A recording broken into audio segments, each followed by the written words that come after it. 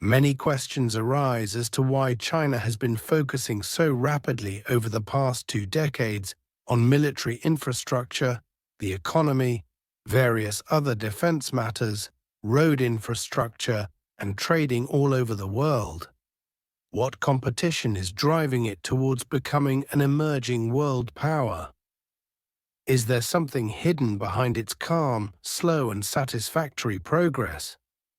What threat exists that makes Western countries, which are its competitors, view China's growing influence as a danger?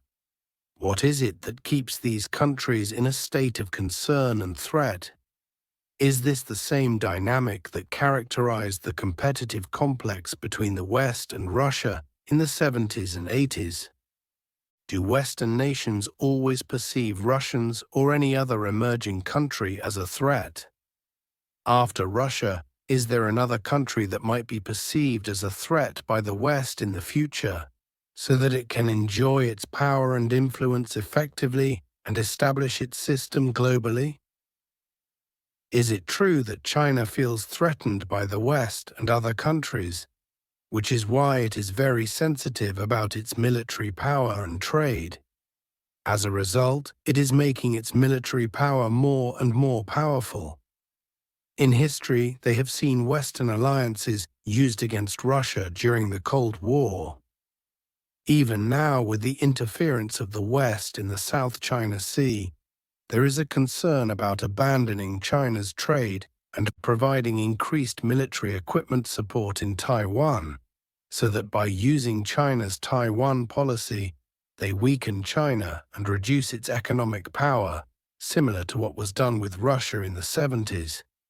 Is China, learning from all this history, becoming more militarily powerful, and will advancements in military power allow it to eliminate Western influence?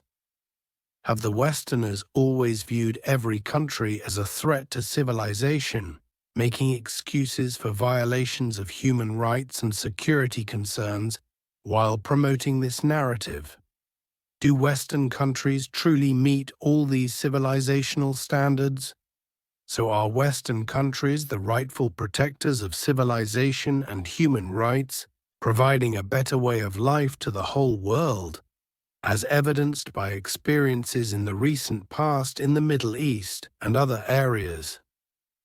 This means that even now, if any other country tries to merge itself into the world power line, it will face the same kinds of things from the West, including human rights violations and military actions against any of its geographic statuses and rivals, damaging the society in which different factors are used to create polarization within that country's society.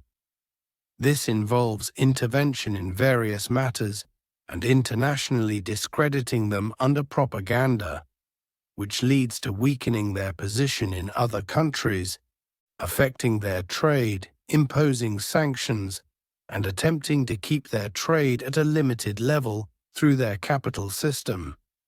Additionally, through their trading dock, India is merging more multifaceted elements like China, indicating that it envisions a future as a world power.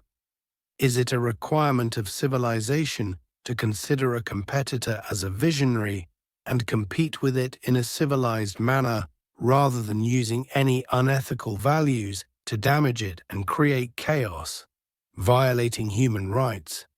This reflects the notion that whatever you do, just safeguard your interests, regardless of how many human lives must be sacrificed.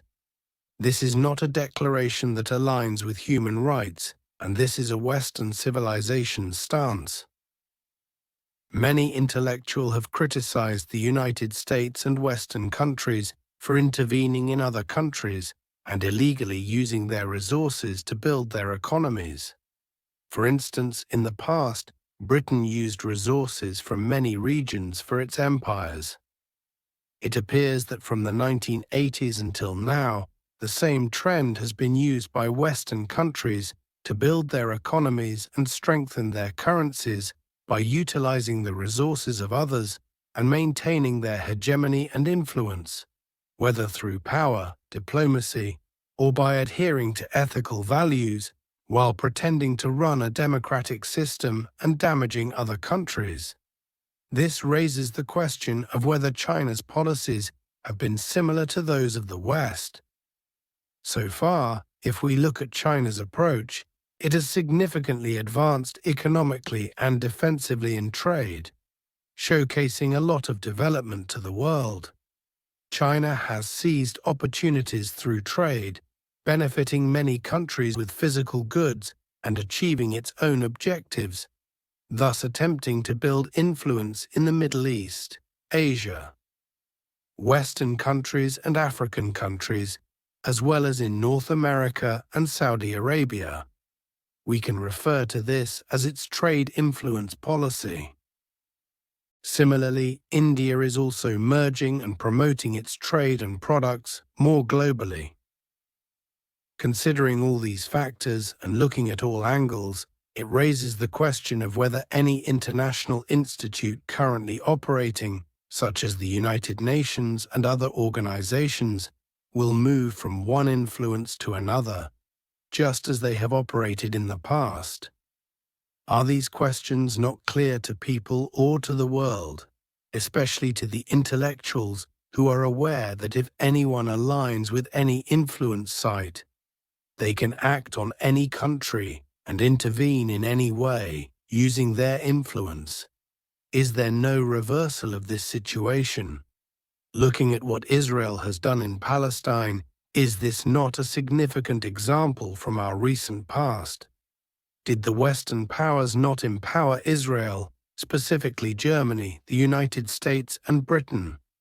Hasn't there been a violation of human rights? Although the criminal court has issued a ruling, many Western countries have favored Israel, viewing it as an ally. Is this not leading to the demise of civilization in the pursuit of world power and influence? These are many questions that will also emerge in the future. Are we moving out of a Stone Age into another era? All these questions will remain the same and will be valid as long as this nexus of influence does not end in this world, or a new neutral power does not emerge in this world, or civilization is not implemented according to the true meanings of civilization. This is the same influence that has led to the struggle for freedom of expression and speech against these influential powers in many parts of the world. So this will continue to live on for future generations as well, and in the coming times, it will keep highlighting these concerns intricately.